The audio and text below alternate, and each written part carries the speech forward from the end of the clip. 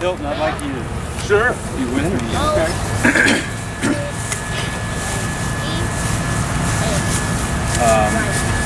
How you guys want to do this? We'll just ask some questions. Sure. It's Tom Weis, W-E-I-S. And my name is Hilton Kelley. I'm the founder and director of the Community Empower and Development Association here in Port Arthur, Texas. And tell me, why are you guys out here today?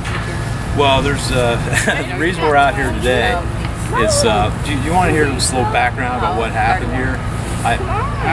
This rocket trike, I pedaled this 2,150 miles from the U.S.-Canadian border in Montana to West Port Arthur.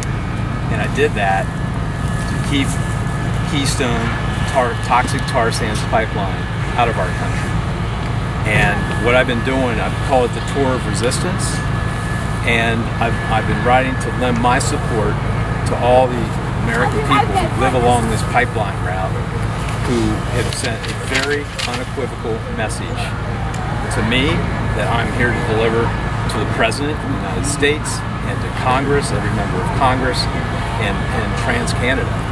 And that is, we don't want this. We don't want this. And I've heard that from the landowners I've met, the ranchers I've met, farmers, the indigenous communities, and the fence line communities that we're at right here, right now today. This community has had enough. This is the end of the line where they want to bring this toxic tar sands into our country. This is un-American, this project. They want to process it and refine it right here, and they want to, and that would result in more poisons raining down on this community. Children, the air, poisoning the air that children and the elders of this community breathe. And that is, we're not going to accept that. That is not acceptable. So that's why I did this ride. That's why I ended it here, because people talk about environmental justice and economic justice. This is about human justice. This is about human justice and human rights. And people have a right? That's right. To breathe clean air, and drink clean water. For years, the Community Empower and Development Association have been pushing for a cleaner environment here in Port Arthur, Texas in general, but particularly here in West Port Arthur. Here in West Port Arthur, we have a disproportionate amount of refineries and chemical plants in this West Side community. And already this community has been bombarded enough. We have a disproportionate amount of toxic waste being dumped into our environment. And if we receive this tar sand pipeline all the way from Alberta, Canada, here to Port Arthur, Texas, and they start to process this thick tar sand, it's going to add to the hydrogen sulfide to our environment. It's going to add to the heavy metals that's also released from this tar sand, and it's also going to add other volatile organic compounds and known carcinogens. We are saying our kids have a basic right to clean air and clean water, and we are already suffering enough in this community. 1 out of every 5 households have a child or an elderly person in it that is suffering with respiratory problems. We have a disproportionate number of people in this community with cancer that is presently ill or going through chemo. We also have 3 dialysis clinics here in the city of Port Arthur, Texas, a disproportionate amount compared to the rest of the national average. We're saying enough is enough, and we're very appreciative to Tom Weis to ride the route of the tar sand pipeline to prove a point, and that is, across this country, people are saying, no, we do not want this tar sand pipeline, and we do not want what the end result will be, which is more toxins in the West Side Port Arthur community for our children. Well, Tom, kind of elaborate on the reception you've been getting in the various communities you've visited across the country. Sure, I'd love to do that. The reception has been remarkable. The communities that are going to, the people that are going to be most directly impacted, the communities that are going to be most directly impacted, the people living in these communities are insistent that this project not get built. And I can tell you that if President Obama makes a mistake of approving this, that's not going to be the end of the story, because the people who live along this pipeline route are prepared to put their bodies on the line to keep this thing from coming through America. And so that is the sort of reception we've been getting. And you know, I just want to convey a common theme that I have heard during this ride, this 10-week ride, and that is that President Obama, he needs to be challenged on the campaign trail until he denies this permit. And he also needs to alternatively unveil his green energy plan for America. I mean, we can't just be stopping bad things, right? We got to be promoting the good. And it's time for us to bridge, you know, we need a bridge strategy in this country to move from a fossil fuel-based economy to a green energy economy. And that is how we put millions of unemployed Americans back to work. That is how we protect the health of our children and the air they breathe. So this is what we're calling for President Obama. And I call on all Americans of conscience to challenge him on the campaign trail until he does these things. Across, you know, America is the leader of the free world, but yet we have other countries taking the lead when it comes to renewable energies. We have other countries stepping up to the plate and eliminating some of the chemicals that are on the toxic chemical release chart, and they're reducing those chemicals. It's time for America to take a lead in that arena as well. We have to protect our communities. We have to protect our kids. Without strong communities, you have no strong state. Without a strong state, you cannot have a strong nation. Learn the importance of protecting the people that live in these small communities. This is the backbone of America. We need to do everything we can to reduce the amount of toxins that our children and our elderly are being exposed to. It is literally killing our community and killing our people. And it's time to say enough is enough to dirty fuels. It's time for renewables. It's time for America to step up. Barack Obama, please do not sign that permit. And can I just follow up real quick on you wanted more reaction? A theme that has been repeated time and time again from the landowners and the people I've met along this pipeline route is the word that has come up has been disrespect. The people of this country have been disrespected by TransCanada, a foreign corporation. Let's be clear on that. This is a foreign corporation that wants to threaten our future, our drinking water supply, our aquifers, our rivers, our lakes, our streams, our air that we breathe. And they have been bullying U.S. citizens with threats of eminent domain. They've been bullying senior citizens who can't stand up for themselves. I mean, this is outrageous what's going on. And if you go out, and I can turn you on to the people who will tell you these stories, you know, directly. But it's one after another, ranchers and farmers, and people are just outraged. They're sick of it. And this corporation. This corporation is acting in an immoral fashion. And from the beginning of this project, where they're exploiting and mining through scorched earth, the tar sands in Alberta, all the way down to here, where they want to refine it and pollute the air that our children in this community breathe. This is wrong. This is bad for America. It's bad for the planet, and it's got to stop. So I guess you kind of touched on this a second ago, but your the number one argument for, or I guess one of the top arguments for proponents of this pipeline is that it's going to provide jobs, and we really need jobs. Yeah. Do you think green energy jobs might be an alternative to that? Absolutely. Well, green energy jobs, I mean, look, Hilton talked about how other countries they figured out the green industrial revolution is the future. Wind power, solar power, geothermal power. And it's true. China has figured this out. China wants to lead the 21st century.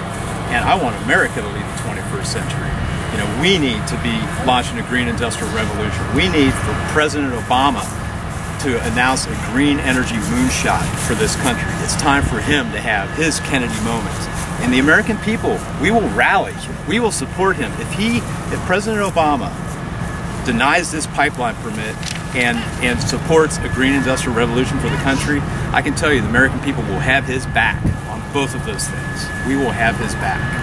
And in terms of the jobs, every independent study except for the one that TransCanada's consultant did showed that there are going to be very, very few jobs that will result from this Keystone XL tar sands pipeline. Most of those jobs will be temporary, and even most of those will be from out of state. They're not going to be local jobs. So people really need to know that. They've grossly inflated the jobs numbers. I'll use the word lie. They've lied about the jobs numbers. And the real jobs are in the Green Industrial Revolution. That's where millions of jobs are, and that's how we put unemployed Americans back to work. I was going to say, tell us about your journey. What was it like? Oh, it was incredibly inspiring. It was just amazing. Every day was a new adventure. I met amazing new friends. Excellent. Yes. Every step of the way. And we've just forged a new relationship here. This is my first time meeting Tom. I heard about his journey maybe about 7-8 days ago, and we started preparing to receive him. And yet this guy has a heart of gold to take on this type of challenge and to commit to ride a bike all the way from Canada, the American-Canadian border, to Port Arthur is astronomical, and we are very appreciative of this tremendous effort. How did you buy your bike especially for this trip, or you're already a bicyclist? It's been heartwarming. It's been beautiful. I love the American people. You know, I mean, that was the best part about this trip, is just being embraced, taken in by the American people I met. And even I had people that supported the Keystone XL pipeline buy me lunch. I had a guy buy me lunch. You know, it's like, and then we got to have the conversation. And by the time we were done, I kind of wonder if he still supports the Keystone XL pipeline. I doubt it. Once people hear the facts and we get past the propaganda, because look, TransCanada and big oil, I mean, every major oil company in the world is invested in developing these tar sands. This is their last stand. And so they're putting everything they have into this, with television ads, with full-page newspaper ads. I've seen them in these local papers. And it's like, we've got to combat that with the facts. And that's what this ride was about, was to get out, meet with people one-on-one, talk to the media, and share the true information, not the propaganda. So I want to answer her question real quick. Did you buy this bike specifically for this, or did you already own it, or you're a bicyclist? Great question. I bought this for a ride I did last year, and I did a ride, 2,500-mile ride from Colorado to Washington, D.C., ended up at the White House, calling for a green energy moonshot for America. And by that I mean 100% renewable electricity by the year 2020. And the reason I cashed out my retirement account to buy that rocket trike, and the reason I did it is because that trike to me represents the creative potential of humans to do things differently. I mean, you just look at it and you get that. And you know, people, when they see it, they're excited, buy it, and they want to know what's going on with this thing. Whoa, tell me about this. And then you get to tell them about everything else that's going on. So that's, I bought it last year, and I used it again for the ride this year. Where are you from? I am from Boulder, Colorado. And so I see you have like some sponsors. I do, yes. Yes, All Earth Renewables, which is a renewable energy company out of Vermont. And EcoWatch is a national environmental journal based out of Ohio. And then Patagonia is the outdoor clothing company. And then I've had other sponsors of friends and colleagues that pitched in, you know, to help, you know, keep me fed and housed. And, you know, I stayed in motels maybe a third of the trip, camped out a third of the trip, and stayed with friends, mostly new friends that I met along the route a third of the trip. And I want to mention Ron Seifert, who is an amazing human being. And Ron joined up with me in about, I don't know, first week of the ride in southern Montana. And Ron was, you know, he basically, well, not basically, he quit his job and became homeless to fight this Keystone XL tar sands pipeline. And I want to honor him by letting everybody know what he did. And he provided support for me for the first half of the ride, and then when we got to Oklahoma, we ditched the support vehicle and he hopped on his bike and rode through Oklahoma and Texas with me. So we doubled the size of the ride for renewables for the second half of the ride. So I just want to thank Ron. And it was where awesome do you go from here? From here, going home for Christmas. I might ride back with him. Well, wait till you see the video of Hilton in this rocket trike yesterday. I'll have it on my YouTube channel soon. And when you see it, you're going to believe him, because I don't know if I want to get this thing home. You had a good time in it. Well, I must add, you know, this historic event means a lot to the citizens of Port Arthur, Texas, particularly those on the west side. because what this ride is going to do is to bring attention to the XL pipeline, that where it ends up, the people have to deal with the emissions that come out of the end of that pipe. Once this tar sand starts to be processed and the hydrogen sulfide is coming off of it, the heavy metals, that's going to add to the disproportionate amount of pollution that's presently being dumped into this community. And once again, the Community Empowerment Development Association and the citizens here say enough is enough.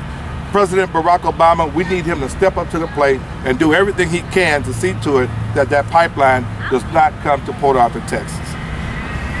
Tom, what else are you planning on doing in terms of the pipeline? You know, to be determined. I've not figured out what my next step is going to be.